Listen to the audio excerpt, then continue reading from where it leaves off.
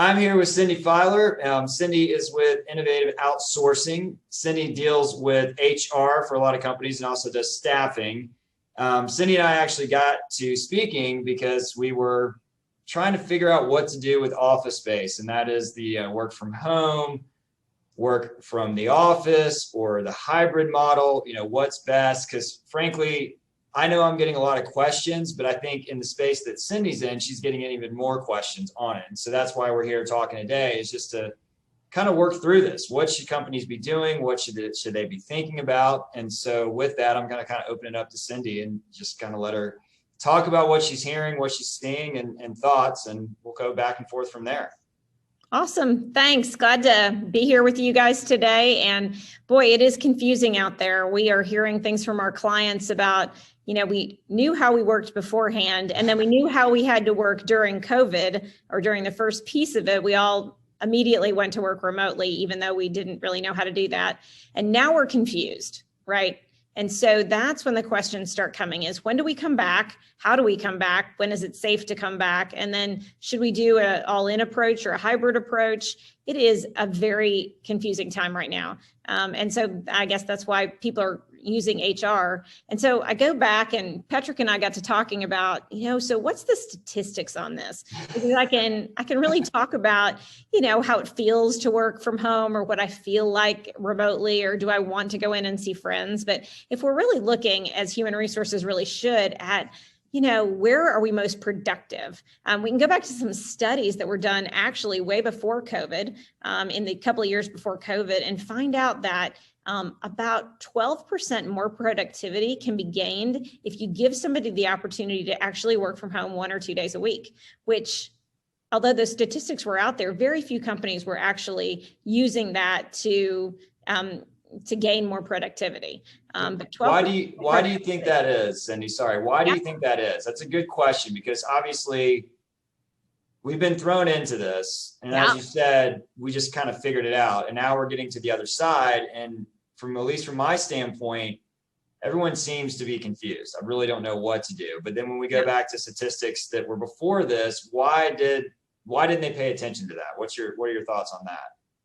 I think a lot of the people that may run companies may be in the older school category, that we can't trust them if we don't see them, or they're not working. If they're at home, they're going to be on their television or playing video games, and they're really not going to work.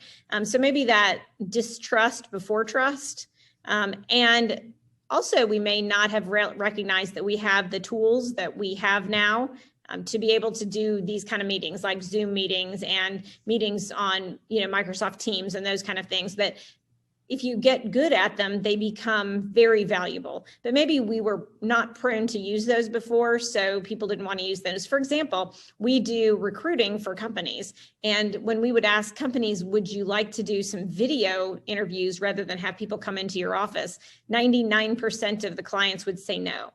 Now, after the experience where they've had to use Zoom and they've had to use Microsoft Teams and those kind of things, now that's their preference. And I think even after COVID goes away, that's going to be their preference, because they will have been introduced and been forced to do something new. And so now they understand that it's possible. But I feel like the reason that they gain that 12% productivity, and so many people ask me that question, why would they be more productive away from the office? I think they don't have to do the commuting that they had to do. I think that they also aren't there when people interrupt them in their offices. So by putting a week or two, a day or two aside a week to be able to actually get that heads down work done, that closed door work, and then schedule those meetings the other 3 days, actually makes you the most productive employee. Interesting. And so, one of the things that you and I also discussed is, and I've seen it with my clients, I know you've seen it with some of your clients, but there is a lot of talk about just going completely remote. Hey, we've been able to do it. We can save a ton of money on real estate. Let's just go completely remote. And I know that obviously I have an inherent reason to, but I'm like, hey, that may not be the best idea. Here are my reasons why. But coming from you, what have you been telling your clients? Yeah, so there are some companies that are just naturally remote. My company and all my staff, we've been remote forever. It's just the way we're structured. But I will say, when you go 100% remote, it is very difficult communication, keeping culture up. I mean, I do this for a living, and I find it very, very hard. What we find out statistically, going back to those numbers, not what we feel, is that if in fact people work more than 3 to 4 days a week, if they actually work 5 days a week remotely, employee engagement goes down 40%, which is a pretty significant number, right? And so we want to make sure that that engagement stays high, because when engagement is high, you have 49% less turnover, you have 21% more productivity, you actually have 20% more profit if you have a company with very engaged employees. So if you have 40% less engagement because you're working from home 5 days a week, then that's something you need to look at and make sure you want to do before you jump into that, because it does make the human resources and keeping people engaged in the culture up very difficult. So if I'm listening to that, I would say, okay, but those are pre-COVID. Now we've all been doing it. Surely engagement would go up more and people are engaged. What do you say to that? Because obviously you're passionate about it, and I see that. So are you thinking those numbers will be the same going forward, or, what are your thoughts on that? I think we're going to see a little bit more engagement than the 40% decrease, but I still think there will be at least a 25% decrease in engagement. We're seeing that now with our clients. We're seeing our clients. I had a client that was all on site in kind of one of those very up-to-date kind of offices, that people want to work in.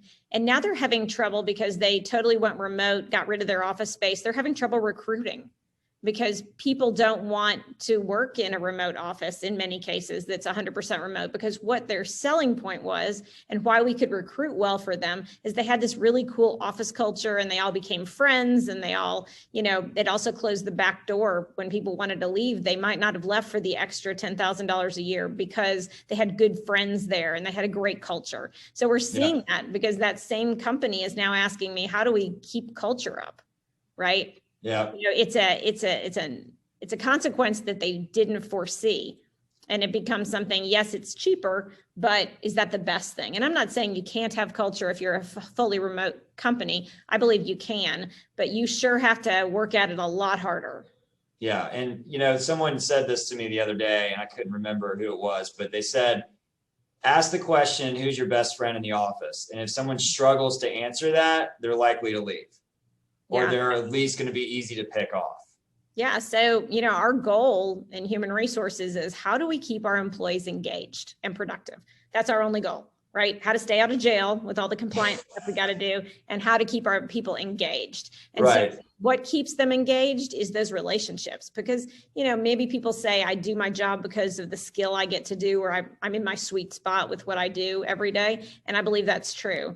But the environment that they're in, and the people that they engage with, and the community that they've created, that's what keeps people at a job. And so if HR people need to be looking at all of those things to make sure that it's matching for that company.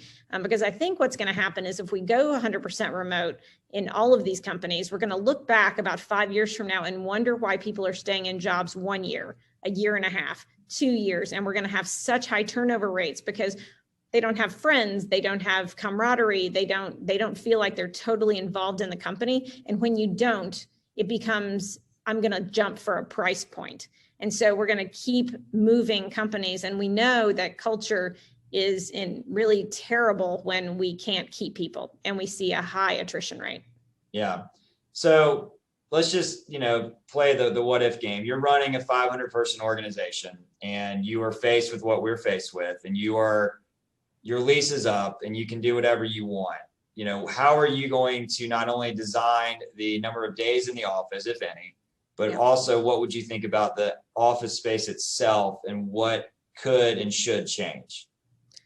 Yeah. So when you were trying to decide remote and who can be remote, you have to look at a lot of different things. One, you're looking at, the actual job descriptions of those work groups. Some work groups can absolutely work remote probably 100% of the time. Maybe our programming groups, maybe our, some of our help desk groups, kind of those kind of people. Many of our people shouldn't work remote at all. That maybe those sales teams that need to be together for sales meetings, maybe our leaders of our company, that's kind of hard for them to be, and maybe our junior members of our staff, we really don't want them working remote, because we need to be mentoring them, and that's very difficult remotely. So we need to look at all of the people in our organization and really rate those positions and decide which can be remote, which can't, which need to be in the office 5 days a week, which need to be in the office 1 day a week. And maybe we don't have any that need to be in 5 days a week. Maybe we could do it all on a hybrid approach. And then we just need to look at our funds, look at how people can sit in an office space. I think my favorite, if it works for a company, is to be kind of on this hybrid approach. I really would like to see companies, even after COVID is totally over, in the office 3 days a week and at home a couple of days a week. Because I believe that productivity, that increased productivity that we get from people having some work-life balance, which is working from home maybe a day or two a week, people are not going to want to give that up. If companies that go back 5 days a week, I think are going to have a difficult time possibly hiring people, and people that decide to go remote 100% of the time are going to have problems keeping people. So from a HR perspective, I think a hybrid approach is a good one. Yeah, and I agree. Sure that those people show up to the office that need to work together on those days. Yeah, and I agree. I think, even a guy that sells office space for a living, I have seen it now. I mean, I've always been a 5 day a week guy, and watching here, even at Transcend, just the, hey guys, come in 3 days a week, 4 days a week, but 1 day a week, work from home. It's just been interesting to see. And even myself, like that 1 day a week that I choose to work from home, if I do choose it, like that's very productive, and it's almost refreshing, if you will. Right. Yeah. But, I had a COVID scare here recently, and I had to stay home for like 4 days in a row, and I was ready to jump off a bridge. I mean, it was depressing. So I can't imagine, but this is just me. I'm 40 years old, and I've always been in an office, but I'm still young enough to understand the young people, and maybe there is a good tie-in to that. So at the end of the day, from my standpoint, as I'm thinking through HR, because we're hearing this a lot, right? I've got data that we've done that basically says the 50% of the employees and 50% of the executives are all saying, 2 to 3 days. And then after that, there's 25% that are saying fully remote. And then there's 25% that are saying go in every single day, 5 days a week. Right. So when you run into that, because I am, with a client, and I know you've run into it too, how do you help them figure out what to do? Because you're split. You've got half the people saying remote, you've got half the people saying 5 days a week, and then you've got, majority of it. So 25, and then 50% saying, let's do the hybrid. What do you tell them, and how do you get them to a decision? Yeah. When you have a bunch of leaders that don't agree, usually those leaders are very fact-based. So you go back to doing the research to know how many positions in their company can be remote, what percentage, and what can be remote some of the time. And, go back to, we've done the work on this, 80% of our positions can be remote, 2 days a week and be fine.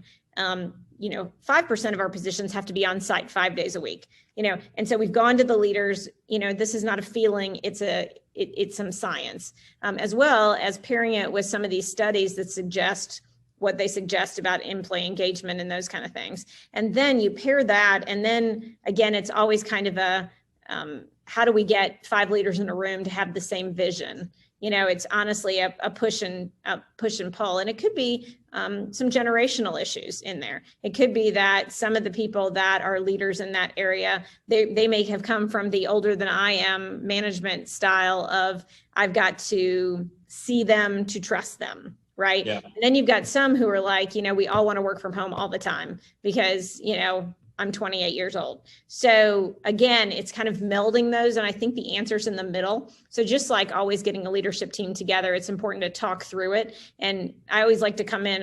It's fun to come in as a third party because I don't have a dog in the fight. Yeah. And so you can find the answer in the middle. Good.